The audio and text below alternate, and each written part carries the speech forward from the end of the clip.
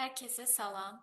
Bilirik ki artıq Respublika Fən müsabiqələrinin növbəti turunun keçirilməsinə sayılı günlər qalıb və biologiya fənnindən Respublika fən müsabiqələrinə hazırlıq test vəsaitinin izahı ilə davam edirik. Deməli, bu tur yalnız 7-ci sinif dərsliyinin birinci hissəsini əsasən əhatə etmiş olacaq. Biz də buna müvafiq olaraq artıq 3-cü bölməmizin izahına keçirik. Bu bölmə 7-ci sinif dərsliyinin birinci hissəsini əhatə edəcək olan son bölməmizdir.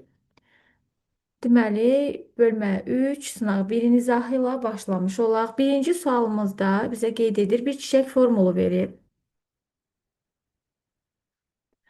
Və bu formula müvafiq olaraq yanlış fikri müəyyən edəcəyik. Formulda nə görürük? Biz deməli P, A və G ilə işarə edilən hərflər nəyi bizə ifadə edir?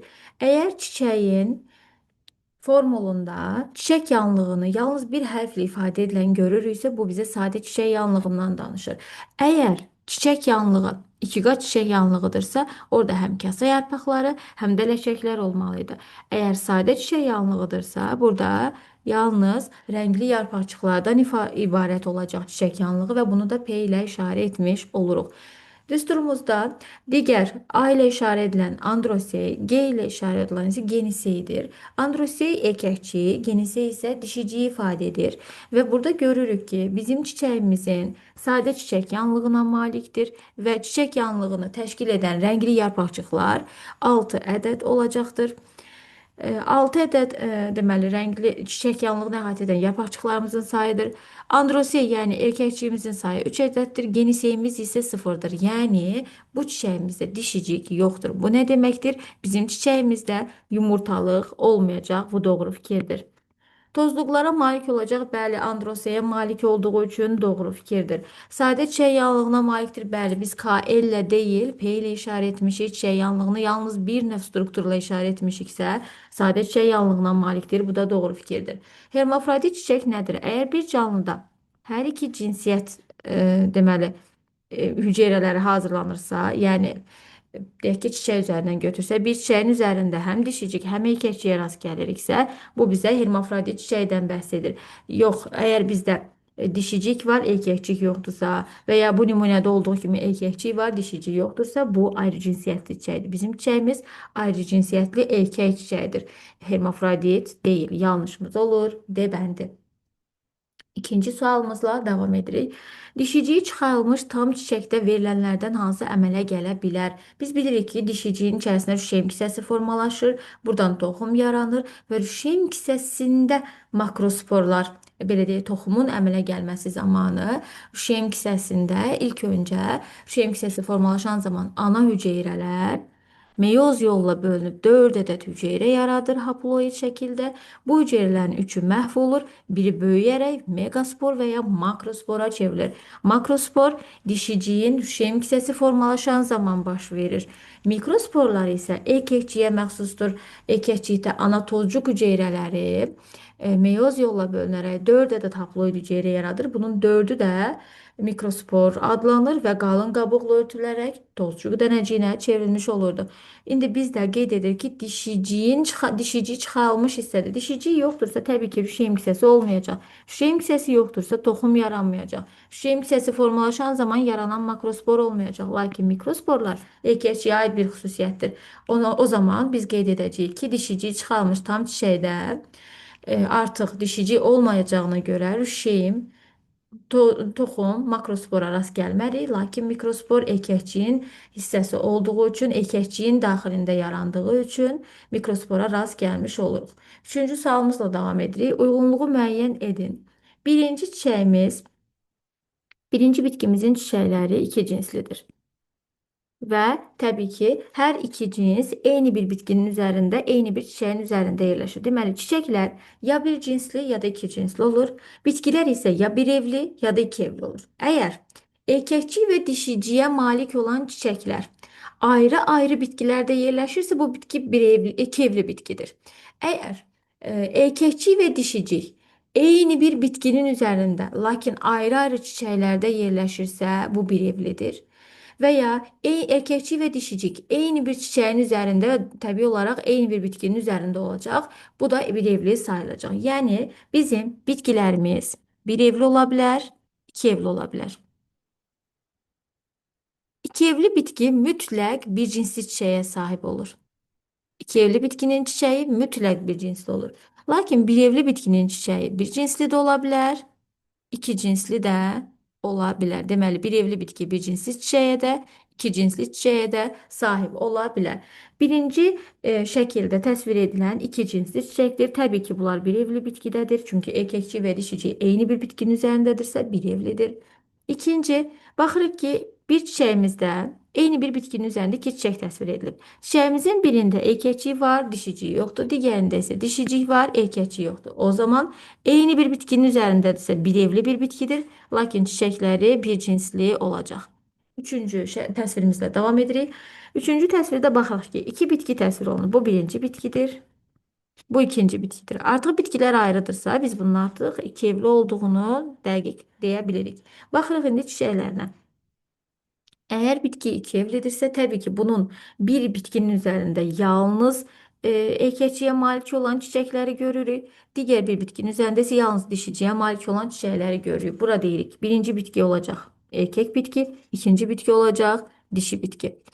Burada çiçek ve bitki anlayışlarına dikkat etmeliyiz. Burada bitkilerimiz artık dişi ve erkek bitki olarak ayrılmıştır. O zaman bizim çiçeklerimiz, bu üçüncü tasvirde olan çiçeğimiz iki evli, bir cinsli, çiçeğe malik bir bitkidir. Ve müvafiq olarak cevabımızı müəyyən edək.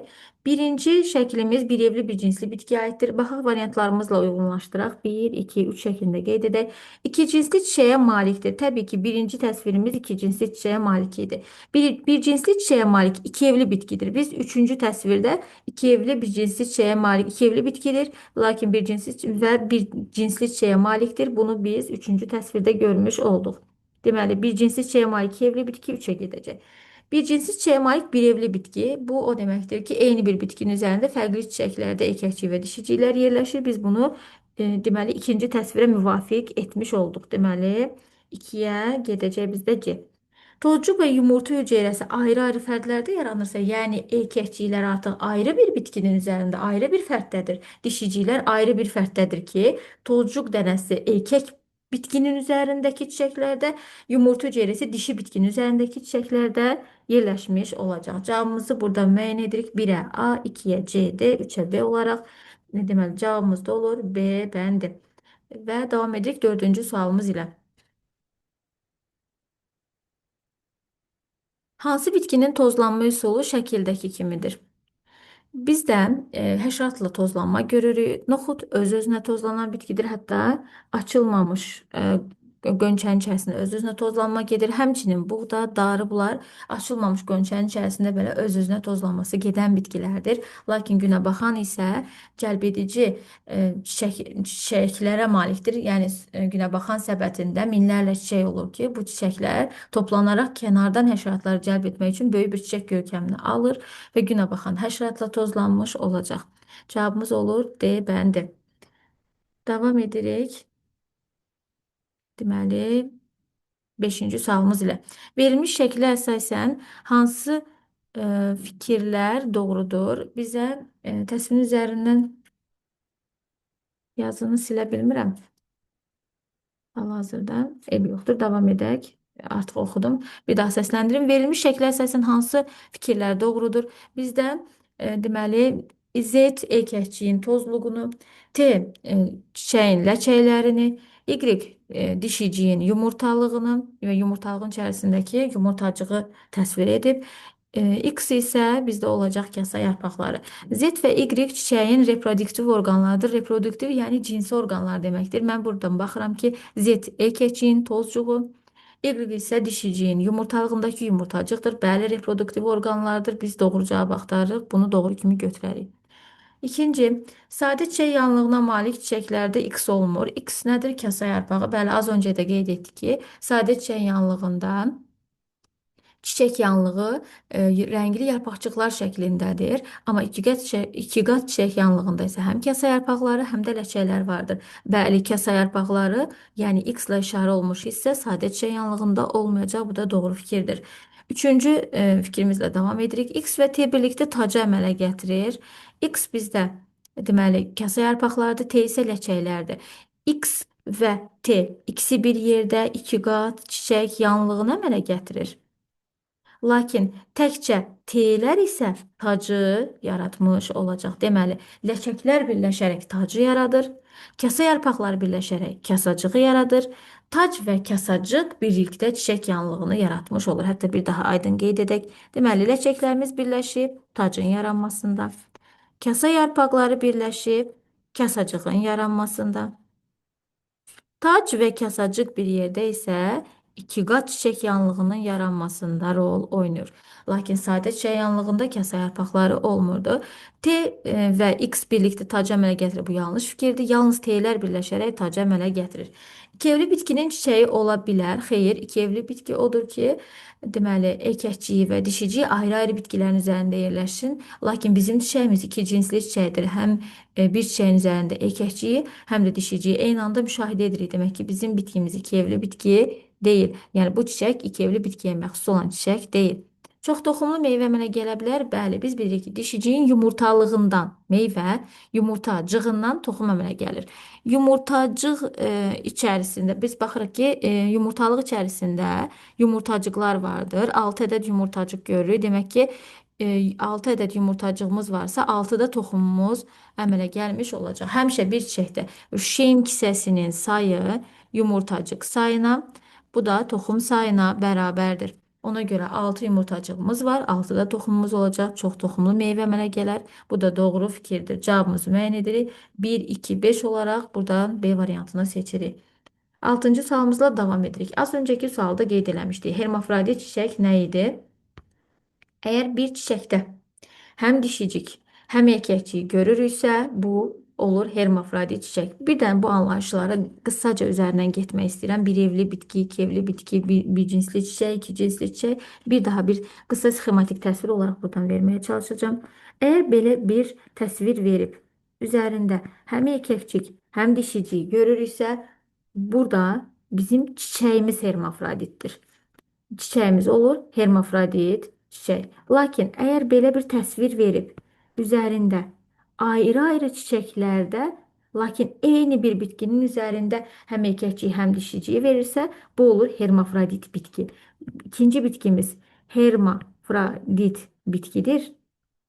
Lakin çiçəklər ayrı cinslidir. Çiçəklər ayrı cinsli. Ya erkəkciyi var, ya dişiciyi. Birinci təsvirimizdə isə hermafrodit çiçəyimiz təsvir olunub. Hermafrodit çiçək. Deməli, bir çiçəyin daxilində həm dişicik, həm erkəkcik varsa bu hermafrodit çiçək. Bir bitki üzərində həm dişicik, həm erkəkciyə rast gələ biliriksə, ayrı-ayrı çiçəklərdə bu bitki hermafrodit bitki adlansa da, çiçəkləri artıq nədir? Ayrı cinsli. İki bitki təsvir edək. Birində erkəkciyi, digərində dişiciyi təsvir etmiş olsaq, bunlar isə artıq olacaq ayrı cinsli bitkilər. Və hermafrodit çiçək bir canlıda, bir bitkidə, bir çiçəkdə daha doğrusu həm erkəkciyi, həm dişiciyi, yəni həm androsey, həm də genisey olmalıdır. Baxırıq, birinci qeydimizdə androsey sonsuzluq, yəni bir çiçək strukturu 12-dən çoxdursa sonsuzluq işarəsi ilə qeyd edilir və erkəkciyimiz vardır, dişiciyimiz də geniseydir, vardır. Deməli, hermafrodit çiçək biri götürə bilərik. İkinci çiçəyimiz hermafrodit deyil, yalnız dişi çiçəklərə malik olur. Dişiciyə malikdir, bu genisey var, amma androsey yoxdursa hermafrodit deyil. Üçüncü təsvirimizdə bu paxlallar fəsiləsinə aid olan bir bitkinin çiçək formuludur. K5, L5, erkəkcik 10, yəni kasa yarpağı 5, ləçək 5, androsey, yəni erkəkcik 10, genisey, yəni dişici isə 1 ədəddir. Yəni həm erkəkcik, həm dişiciyə sahibdirsə, bu hermafrodit çiçək olacaq. Lakin dördüncü təsvirimizdə androsey var, lakin genisey olmadığına görə bu da yalnız erkək çiçəkdir. Yəni birinci təsvirimiz hermafrodit, üçüncü təsvirimizdə hermafrodit, daha doğrusu düsturumuzda. İkinci düsturumuz yalnız ayrı cinsiyyətli dişi, dördüncü təsvirimiz ayrı cinsiyyətli erkək çiçəyə məxsusdur. Yedinci deməli sualımızla davam edirik. Doğru fikri seçin. İki evli bitkilər bir cinsli çiçəkli, bir cinsli ola bilər. İki evli bitki bir cinsli ola bilər.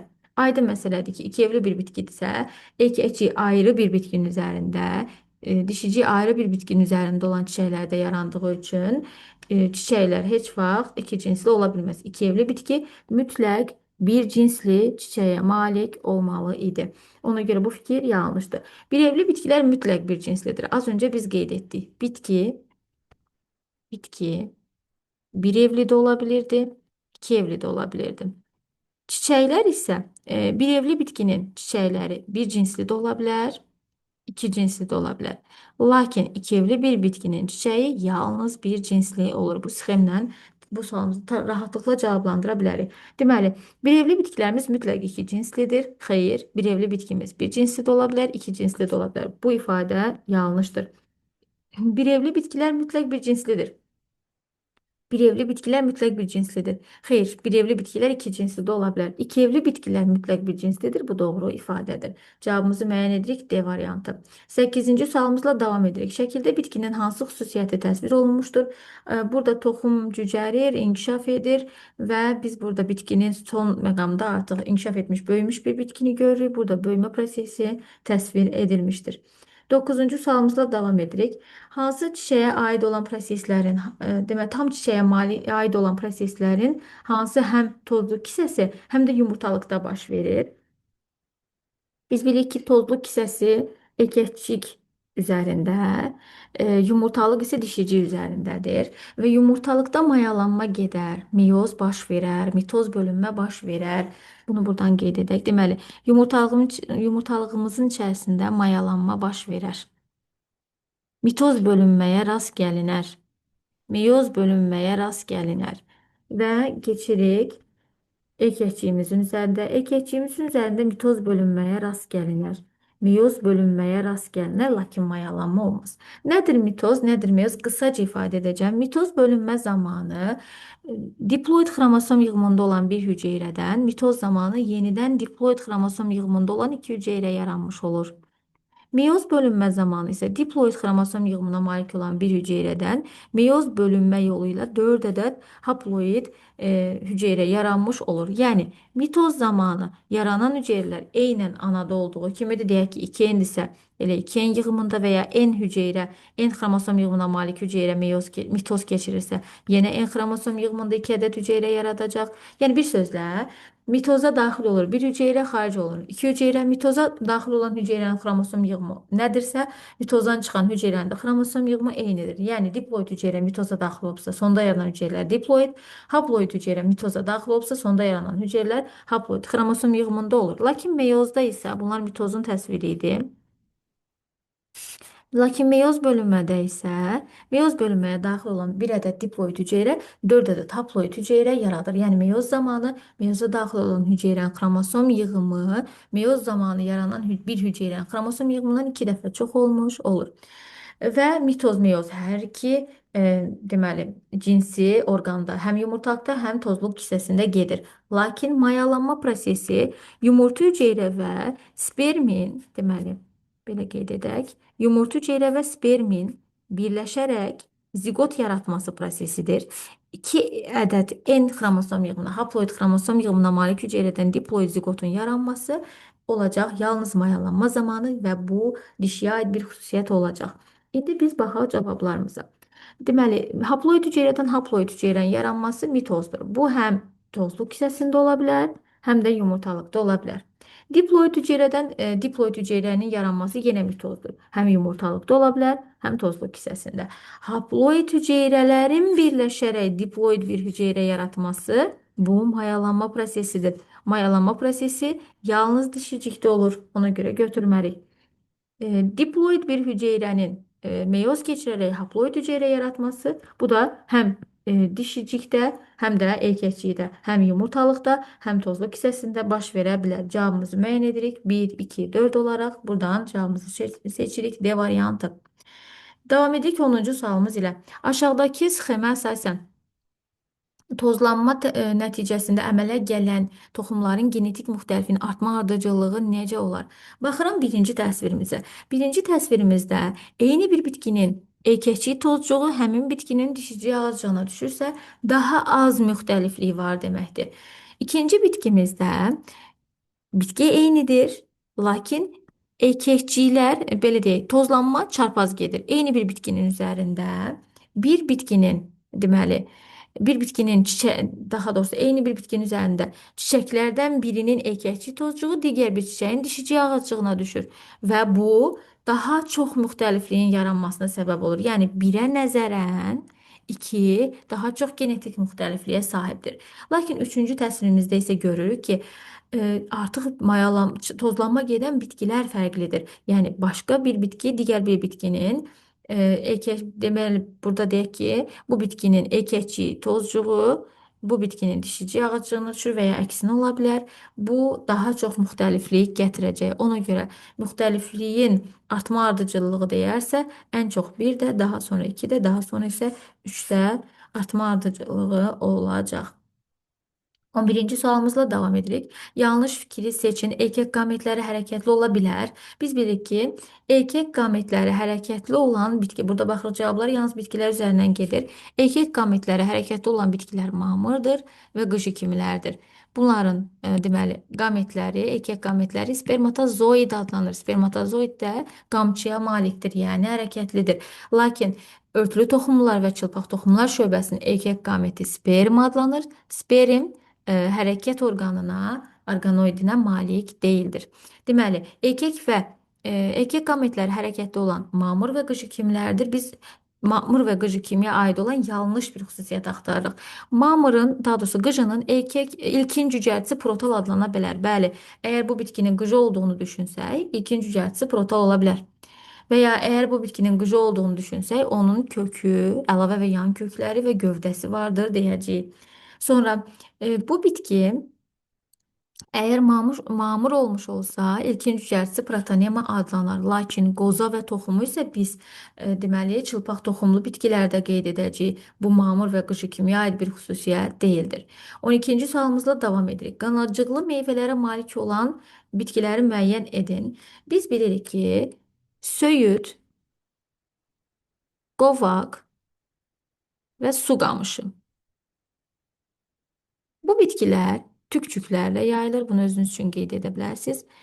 Amma cökə, göyrüş, ağcaqayın kimi bitkilər isə ağcaqayın kimi bitkilər isə qanadcıqlar vasitəsilə yayılır. Deməli, biz qanadcıq axtarırıqsa, buradan cavabımız olacaq cökə, göyrüş, C variantı. Buradan qovaq tükçüktür, söyüd qovaq hər ikisi tükçüydür, söyüd tükçüydür. Cavabımız olur C bəndi. Davam edirik 13-cü sualımız ilə. Tozluq hissəsi hansı rəqəmlə göstərilmişdir? Aydın məsələdir ki, burada 1 ilə göstərilən tozluq hissəsidir. 2 dişiciyi ağızcığıdır, 3 dişiciyin sütuncuğudur, 4 dişiciyin yumurtalığıdır. Tozluq hissəsi B variant, deməli 1 ilə göstərilmişdir. Bu da A variantında öz əksini tapır. Triploid endosperma malik bitki. Ümumiyyətlə, triploid endosperma malik olan bitki örtülü toxumlu bitkilərdir, yəni çiçəkli bitkilərdir. Triploid endosperm necə əmələ gəlir? Bitkinin mərkəzi hüceyrəsinin üzərinə spermini gəldikdə, deyək ki, diploid bir bitkidirsə, mərkəzi hüceyrəsi diploid, sperm olacaq haploid, endosperm olur triploid. Yəni endospermi triploid olan bitki olacaq örtülü toxumlu, yəni çiçəkli bitkilər. Deməli, çiçəkli bitkinin üzərində biz xromosom dəstini haploid şəkildə görərik. Çiçəkli bitkinin yumurta hüceyrəsi, spermi, əgər diploid bir bitkidirsə, təbii ki, onun yumurta hüceyrəsi, spermi, haploid olacaq. Ona görə ola bilməz deyirsə, yanlışdır. Bir toxumun əmələ gəlməsində 4 qamet iştirak edir. Bəli, örtülü toxumlu bitkilərdə mayalanma prosesi, üzr istəyirəm, 4 qamet deyir, xeyr yanlışdır. Çiçəkli bitkilərdə, örtülü toxumlu bitkilərdə mayalanma prosesində iştirak edir mərkəzi hüceyrə, iştirak edir yumurta hüceyrə, iştirak edir 2 ədəd sperm. Bu hüceyrələrdən. Əgər desəydik ki, 4 hüceyrə iştirak edir mayalanma prosesində, bu doğru fikirdir. Lakin bu 4 hüceyrənin yalnız 3-ü qamet olacaq. Ona görə 4 qamet iştirak edir deyirsə, bu yanlış fikirdir. Çiçəklərin mütləq iki cinsli olmalıdır. Biz bir dəqiqə doğrunu axtarırıq. Bir dəqiqə. Bu yanlış fikirdir. Çiçəklərin mütləq iki cinsli olacaq. Xeyr, örtülü toxumun bitkinin çiçəyi bir cinsli də ola bilər, iki cinsli də ola bilər. Yumurtacıq sayı yumurtalıq sayından çox ola bilər. Bəli, bu bizim doğru fikrimizdir. Baxaq. Biz dişiciyimizi təsvir etmiş olsaq, ola bilər ki, dişiciyin içərisində bir yumurtacıq olsun. Əgər biz dedik ki, həmişə belədir. Yumurtacıq sayı qədər bitkinin toxumu yaranır. Yumurtacıq sayı bərabərdir toxum sayına. Yəni bitkidə nə qədər yumurtacıq varsa, bir o qədər toxum yaranır. İndi biz təsvir etmiş olduq, bir dənə yumurtalıq içərisində bir yumurtacıq. O zaman buradan bir toxumlu meyvə əmələ gələcək. Lakin biz təsvir edə bilərik bu şəkildə bir şey. Belə deyə bir şeyin hissəsi. Burada bir neçə yumurtacıq təsvir edərəmsə, təsvir etdiyim yumurtacıq sayı qədər də bizim toxumumuz yaranmış olacaq. Yəni bir bitkinin bir çiçəkdən belə deyək, yaranan meyvədə yumurtalıq sayı, yumurtalıqdan meyvə yaranır, yumurtacıqdan toxum yaranır. Yumurtalıq dişicik sayı qədərdir, yəni həmişə bir ədəddir. Lakin yumurtacıq sayı çox ola bilər. Hətta belə bir qeyd yazmış olsaq, söhbət bir toxumlu meyvədən gedirsə, həmişə yumurtalıq sayı, yumurtalıq yumurtacığa bərabərdir.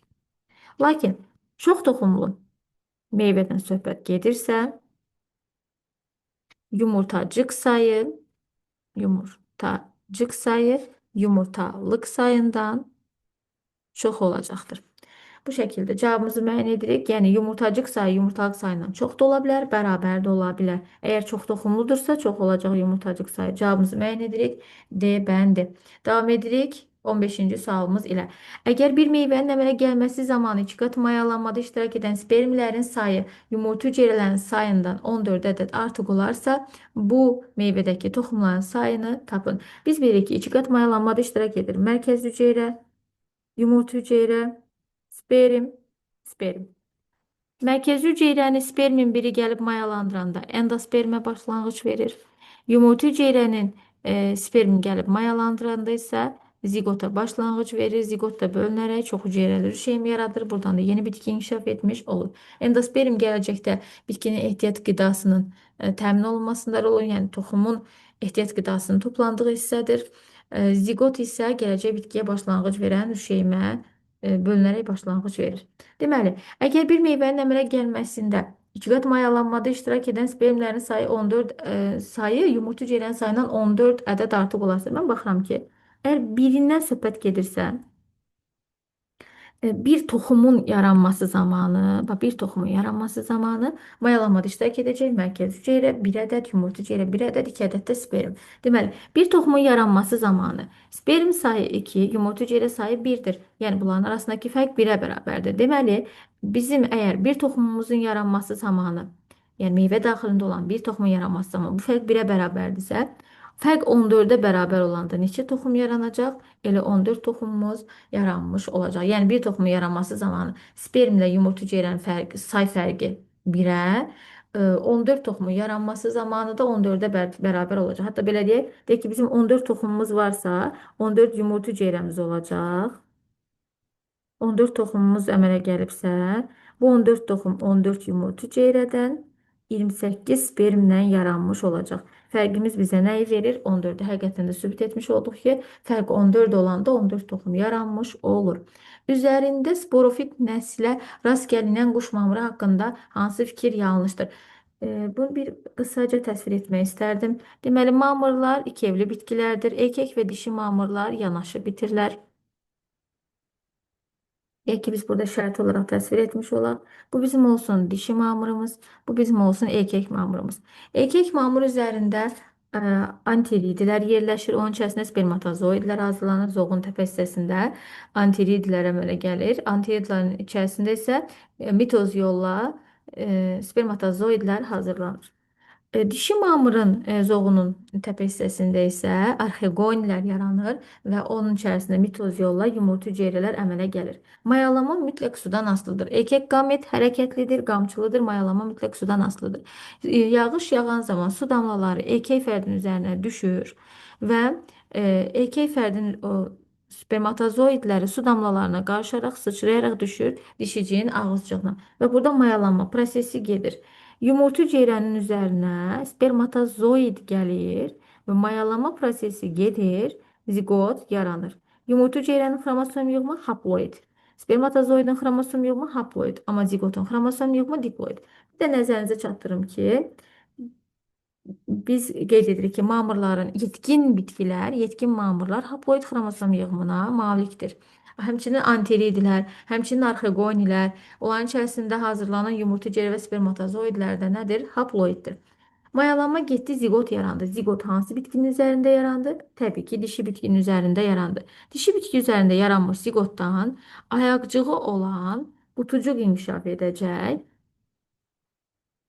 Və təbii ki, bu hissənin xromosom yığımı diploid xromosom yığımında olacaq. Deməli, bizim yetkin mamırımız haploid olduğu halda onun üzərindəki ayaqcıq və qutucuq diploiddir və deməli, yetkin mamır gametofit nəsildir. Yetkin dişi və erkək mamırlar gametofit nəsildir.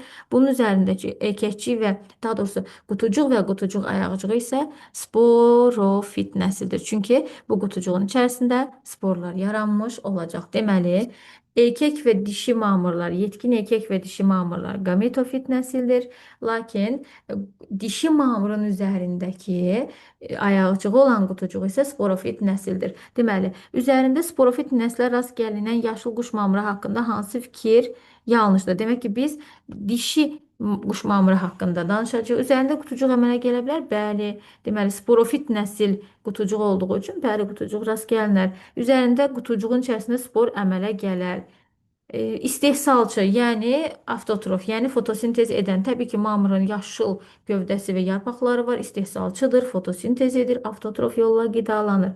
Lakin dişi mamırın üzərində, mamır iki evli bitkidir. Üzərində ya dişi cinsi orqan olur, yəni arxigoni, ya da erkək cinsi orqan olur, yəni anteridi. Yəni bizim qutucuğa malik olan, yəni sporofit nəsli üzərində daşıyan dişi mamırdır. Dişi mamır yalnız arxegoniya sahib olar, yəni dişi cinsi orqana sahib olar. Erkək cinsi orqana rast gəlinməz deyəcəyik. Davam edirik 17-ci sualımız ilə. Toxumca meyvəli bir bitkidir. Toxumca meyvəli bitki buradan müəyyən edəcəyik. Deməli, arpa dən meyvədir. Kələm buynuz meyvədir. Fındıq elə fındıq meyvədir. Günə baxan isə mürəkkəbçəklər fəsləsinə aid toxumca meyvəli bitkidir. 18-ci sualımızla davam edirik. Bitkinin bir dişiciyində mayalamada iştirak edən hüceyrələrin sayı 16 ədəd olarsa, əmələ gələn meyvə neçə toxumlu olacaq? Deməli, biz bilirik ki, mayalama prosesində iştirak edir mərkəzi hüceyrə, yumurta hüceyrə, sperm. Deməli, bir iki qat mayalama prosesində neçə hüceyrə iştirak etdi? 4 hüceyrə. Yəni, bir toxumun yaranması zamanı mayalamada 4 hüceyrə iştirak edir. 16 hüceyrə iştirak edibsə, deməli, bizim 4 toxumumuz yaranmış olacaq. Yaranmış olan meyvə 4 toxuma sahib olacaq. 19-cu sualımızla davam edirik. Bitkinin generativ orqanlarına aiddir. Zoğ vegetativ orqandır. Kök vegetativ orqandır. Yarpaq vegetativ orqandır. Deməli, kök, gövdə, yarpaq vegetativ, çiçək, meyvə, toxumu isə bizim olacaq generativ orqanımız. Deməli, kök, gövdə, yarpaq vegetativ, çiçək, meyvə, toxum generativ orqandır. Şəkildə hansı bitkinin çoxalma üsulu verilmişdir? Deməli, yarpaqların ətrafında yaranan tumurcuqların ətraf mühitdə torpağa düşərək yeni bir bitkiyə başlanğıc verməsi tumurcuq vasitəsilə çoxalmanı görürük. Bu da brofilium bitkisində olacaq.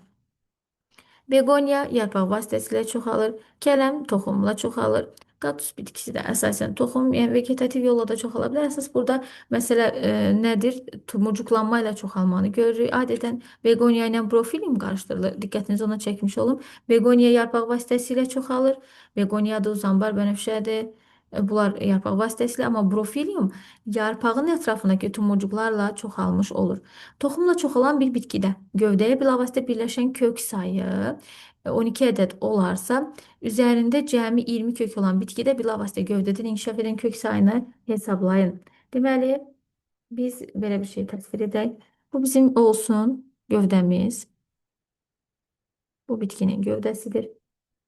Burada bitkinin kökünü təsəvvür edək. Təbii ki, toxumla çoxalırsa mütləq burada əsas kökə rast gəlinəcək. Əsas kökə rast gəlirik. Deməli, gövdəyə əsas kök birləşdi. Bir də gövdədən inkişaf edir əlavə köklər. Bunlar da nədir?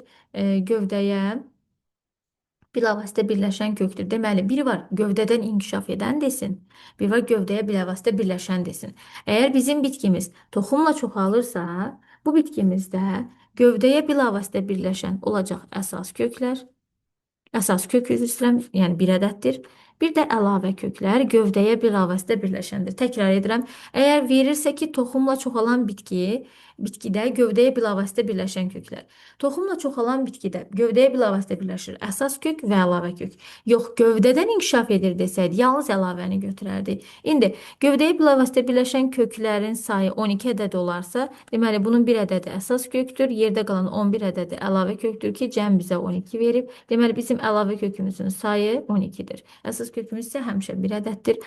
İndi bitki üzərində cəmi 20 kök var. Bu 20 kökün biri oldu əsas. 11-i oldu, deməli, əlavə. Yerdə qalır, deməli, 8 ədədimiz. Yerdə qalan 8 ədədimiz isə yan kökdür. Biz amma nəyi soruşur? Deməli, 11-i əlavə oldu, biri isə əsas oldu. Bizdən soruşur, gövdədən inkişaf edən kök sayını tapın. Gövdədən inkişaf edən kökümüz də elə əlavədir. Təkrar edirəm. Toxumla çoxalan bir bitkidə gövdəyə bilavasitə birləşən desə əsas kökü nəzərə alırıq. Gövdədən bilavasitə inkişaf edən desə əsas kökü nəzərə almırıq. 12-ci sualımızla davam edək. Şəkildəki bitki haqqında verilən fikirlərdən hansı yanlışdır? Bu qıcı bitkisidir. Qıcının yetkin fərdi təsvir olunub. Yarpaqların altında spor əmələ gələr. Üzərində mayalanma getməz. Mayalanma qıcının ilkin cücərisi olan protalın altında gedir. Mayalanma getməz. Sporofit nəsildir. Bəli, yarpaqların altında spor yaranır. Spor yaradan nəsildir. Spor yaradan nəsildə sporofit nəsil adlanır. Doğru fikirdir. Əlavə və yan köklərə malikdir. Bəli, qıcının kök ümsovu üzərində əlavə və yan köklər inkişaf edir. Yanlışımız olur. B bəndi. Vegetativ çoxalma üsulu doğru göstərilməyən bitkini müəyyən edin. Kartof gövdə yumrusuyla, inci çiçəyi kök ümsovla, ayrıqotu kök ümsovla, lakin dağ laləsi isə soğanaq vasitəsilə vegetativ yolla çoxalır. Doğru göstərilməyən bitkini müəyyən edin deyərsə, D variantını götürəcəyik. Şəkildə neçə calaqaltı verilmişdir? Biz bilirik ki, calaq vasitəsilə çoxalma zamanı kökü torpaqda qalan bitki calaqaltı, müəyyən bir hissəsi köçürülən bitki isə calaqüstü adlanır. Burada 1, 2, 3 ədəd calaqaltı görürük. Deməli, yarma calağı, sadə calaq və göz calağı təsvir edilmişdir. Yarma calağında 2 ədəd zoğ üzərinə deməli qələm şəklində belə deyək əlavə edilir. Və deməli burada calaqaltımız 1 ədəddir. Sadə calaqdır, yenə calaqaltımız 1 ədəddir. Göz calağıdır. Burada T şəkilli kəsiyə atılıb, bura tumurcuq gətirib köçüləcək. Yenə kökü torpaqda qalan belə bizdə olur calaqaltı. 3 calaqaltı təsvir edilmişdir. Birdən belə bir sual verərdi. Neçə calaq üstü təsvir edilmişdir? Düzdür, burada hərə bu göz calağına gətirilib o tumurcuğun köçürülməsini təsvir edilməyib. Belə olan halda 1, 2, 3 calaq üstü təsvir edilib. Əgər burada tumurcuğu da görmüş olsaydıq, calaq üstünü 4 götürərdik. Yəni köçürülən olur calaq üstü, kökü torpaqda qalan hissə isə olur calaq altı və ya anac bitki. Burada 3 calaqaltı bitkimiz var və nəhayət 25-ci sualımız. Cədvələ əsasən düzgün bəndi müəyyən edin. Tozlanma üsulu, günəbaxan bitkisinin tozlanma üsulu həşərat vasitəsilədir. Gövdə üzərində yarpağın düzülüşü də növbəli düzülüşdədir. Cavabımızı müəyyən edirik. D variantı. Deməli, biz biologiya fənnindən müəllifi Camal Kərimov olan Respublika fənn müsabiqələrinə hazırlıq vəsaitinin bölmə 3, sınaq 1-in izahını bitirdik. Hər kəsə uğurlar arzu edirəm.